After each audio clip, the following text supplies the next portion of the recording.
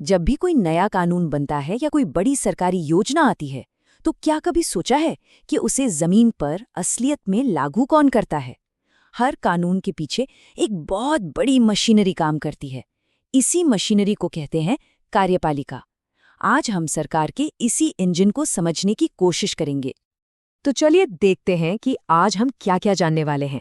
सबसे पहले ये कार्यपालिका आखिर है क्या, फिर देखेंगे कि दुनिया भर में ये सिस्टम कितने तरीकों से काम करता है, भारत ने कौन सा रास्ता चुना और क्यों।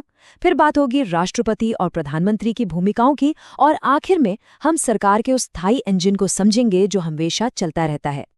तो चलिए शुरू करते हैं सबसे बुनियादी सवाल से। ये कार्यपालिका, या जिसे अंग्रेजी में एग्जीक्यूटिव कहते हैं, आखिर है क्या? जरा सोचिए, एक स्कूल में अगर कोई प्रिंसिपल ना हो या किसी कंपनी में कोई सीईओ ना हो तो क्या होगा? सब कुछ बिगड़ जाएगा, है ना? सरकार में भी ठीक इसी तरह किसी को तो फैसले लागू करवाने की जिम्मेदारी लेनी पड़ती है। तो सवाल यही है कि सरकार में असल में इंचार्ज कौन है? बिल्कुल सीधे और सरल शब्दों में कहें तो कार्यपालिका सरकार का वो हिस्सा है जो संसद में बने कानूनों और नीतियों को एक्शन में लाता है। ये वो बॉडी है जो कागज पर लिखी बातों को हकीकत में बदलती है और देश का रोजमर्रा का कामकाज संभालती है।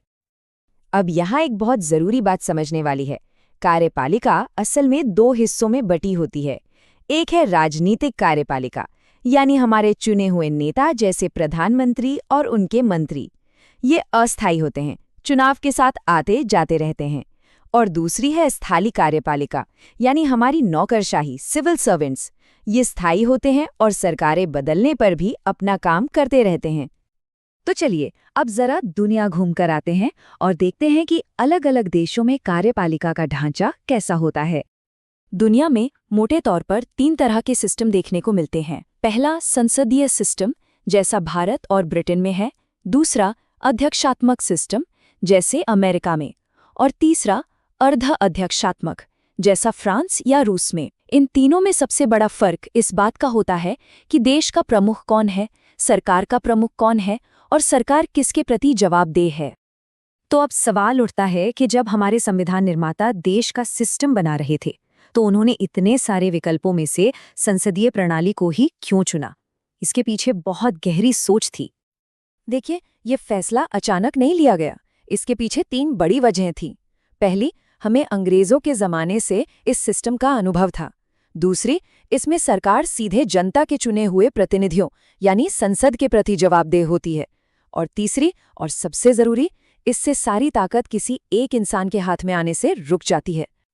और इसी सोच को जवाहरलाल नेहरू के इस एक वाक्य से बेहतर कुछ नहीं समझा सकता। ये बात उन्होंने राष्ट्रपति के पद के लिए कही थी कि ये पद अधिकार और सम्मान का तो है, लेकिन असल शासन करने की शक्ति इसके पास नहीं होगी। अब आते हैं भारत के सिस्टम के 2 सबसे बड़े चेहरों पर, राष्ट्रपति और प्रधानमंत्री। चलिए इन दोनों के बीच के रिश्ते और शक्तियों को समझते हैं। देखिए, संविधान के हिसाब से तो देश के सारे काम राष्ट्रपति के नाम पर होते हैं। वही हमारे देश के औपचारिक प्रमुख हैं। लेकिन यहाँ एक लेकिन है। असल में वो इन शक्तियों का इस्तेमाल प्रधानमंत्री और उनकी मंत्रिपरिषद की सलाह पर ही करते हैं। यहीं पर औपचारिक और वास्तविक प्रमुख का अंतर साफ हो जाता है। पर इसका मतलब ये बिल्कुल नहीं कि राष्ट्रपति सिर्फ एक रबर स्टैंप है। कुछ खास हालात में उनके पास अपनी सूझबूझ से काम करने की शक्ति भी होती है। जैसे वो किसी बिल पर अपनी सहमति रोक सकते हैं या सरकार की सलाह को एक बार फिर से सोचने के लिए वापस भेज सकते हैं। और जब किसी पार्टी को बहुमत न मिले, तब प्रधानमंत्री किसे बनाना है, ये फैसला भी उन्हीं का होता है। इसका एक बहुत ही मशहूर किस्सा है 1986 का, जब राष्ट्रपति ज्ञानी जैल सिंह ने पॉकेट वीटो का इस्तेमाल किया। उन्होंने एक विवादित बिल पर न तो हाँ कहा, नहीं ना, बस उसे अपनी जेब में रख लिया। ऐसा वो इसलिए कर पाए क्योंकि संविधान में ये नहीं लिखा है कि राष्ट्रपति को कितने समय में फैसला लेना है। और अब बात करते हैं दूसरे प्रमुख की। अगर राष्ट्रपति देश के प्रमुख हैं तो प्रधानमंत्री को नेहरू ने सरकार की धुरी कहा था, मतलब वो पिन जिसके चारों तरफ पूरी सरकारी मशीनरी घूमती है। वही असली शासनाध्यक्ष हैं। हाँ, लेकिन प्रधानमंत्री की ताकत और भूमिका हमेशा एक जैसी नहीं रही। जब एक ही पार्टी का बहुमत होता है तो प्रधानमंत्री बहुत पावरफुल होते हैं। लेकिन 1989 के बाद जब गठबंधन सरकारों का दौर शुरू हुआ तो प्रधानमंत्री का रोल एक निर्णायक नेता से ज्यादा एक मुख्य वार्ताकार का हो गया। उन्हें सहयोगियों को साथ लेकर चलना पड़ता है। अब प्रधानमंत्री और उनके मंत्री तो नीतियां बनाते हैं, लेकिन इन नीतियों को देश के कोने कोने तक पहुंचाता कौन है? कौन है सरकार का वो स्थायी इंजन जो सरकारें बदलने के बाद भी लगातार चलता रहता है? और यही है हमारी नौकरशाही यानी सिविल सेवा।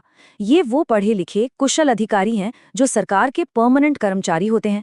इनका काम मंत्रियों की मदद करना और उनकी नीतियों को जमीनी स्तर पर लागू करना है। हमारी नौकरशाही की कुछ बहुत खास बातें हैं।